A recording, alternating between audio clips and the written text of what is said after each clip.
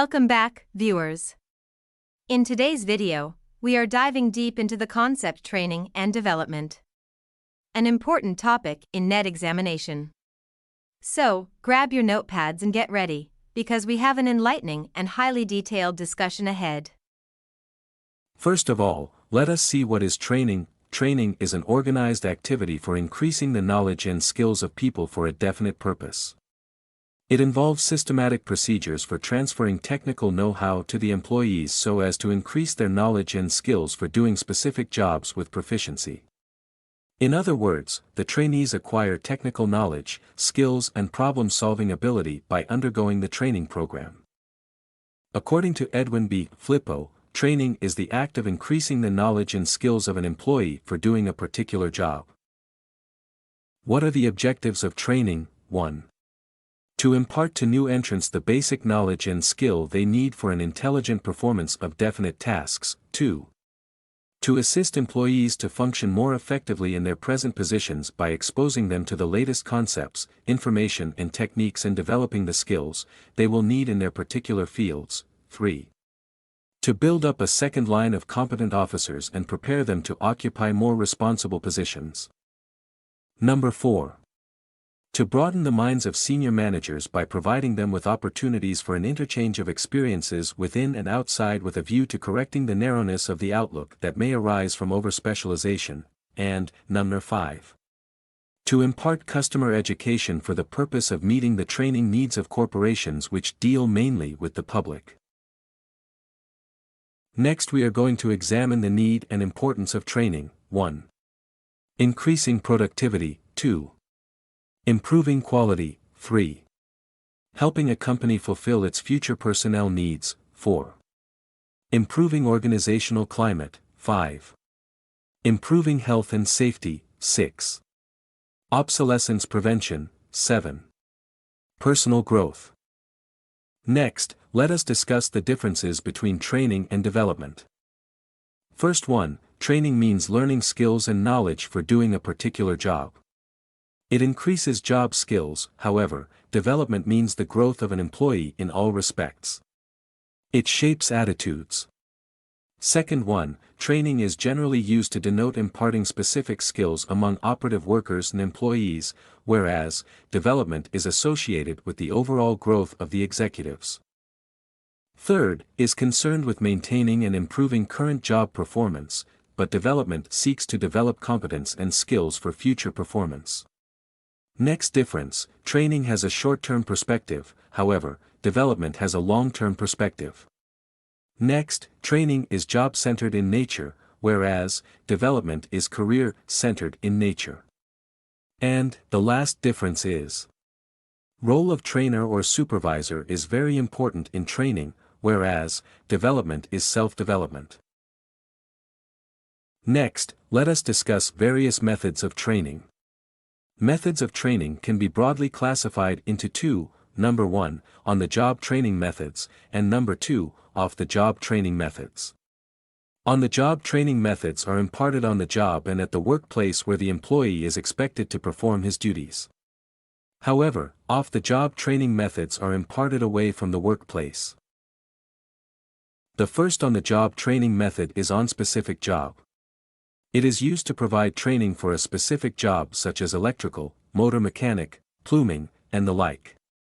The second on-the-job training method is job rotation. The major objective of job rotation training is the broadening of the background of trainee in the organization. If trainee is rotated periodically from one job to another job, he acquires a general background. Third one is special projects. This is a very flexible training. Device. The trainee may be asked to perform special assignment, thereby he learns the work procedure. Next one is apprenticeship. Under this method, the trainee is placed under a qualified supervisor or instructor for a long period of time depending upon the job and skill required. Wages paid to the trainee are much less than those paid to qualified workers. Vestibule training is another on-the-job training method. Under this method, actual work conditions are created in a classroom or a workshop. The machines, materials and tools under this method is same as those used in actual performance in the factory. Another on-the-job training method is multiple management. Multiple management emphasizes the use of committees to increase the flow of ideas from less experienced managers and to train them for positions of greater responsibility. And the last one is understudy. In this method, a superior gives training to a subordinate as his understudy, like an assistant to a manager or director in a film. The subordinate learns through experience and observation by participating in handling day-to-day problems. Basic purpose is to prepare subordinate for assuming the full responsibilities and duties.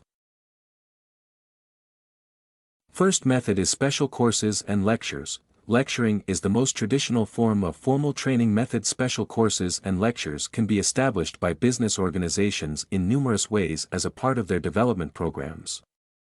Second one is conferences. This is also an old method, but still a favorite training method. In order to escape the limitations of straight lecturing, many organizations have adopted guided, discussion type of conferences in their training programs. In this method, the participants pools their ideas and experience in attempting to arrive at improved methods of dealing with the problems, which are common subject of discussion. Case study is another off-the-job training method. This technique, which has been developed, popularized by the Harvard Business School, USA, is one of the most common forms of training. A case is a written account of a trained reporter or analyst seeking to describe an actual situation. Next one is brainstorming. This is the method of stimulating trainees to creative thinking. This approach, developed by Alex Osborne, seeks to reduce inhibiting forces by providing for a maximum of group participation and a minimum of criticism. A problem is posed and ideas are invited. Quantity rather quality is the primary objective. Ideas are encouraged and criticism of any idea is discouraged. Chain reactions from idea to idea often develop. Later these ideas are critically examined. There is no trainer in brainstorming, and it has been found that the introduction of known reports into it will reduce the originality and practicability of the group contribution. And the last off-the-job training method is laboratory training. Laboratory training adds to conventional training by providing situations in which the trains themselves experience through their own interaction some of the conditions they are talking about. In this way, they more or less experiment on themselves. Laboratory training is more concerned about changing individual behavior and attitude. There are two methods of laboratory training, namely, simulation and sensitivity training. Thank you for joining us today on this knowledge-packed adventure. If you found this video helpful, don't forget to like, subscribe, and hit that notification bell for future episodes. Remember, the road to success is paved with training and development opportunities. Until next time, keep growing and thriving. Stay inspired.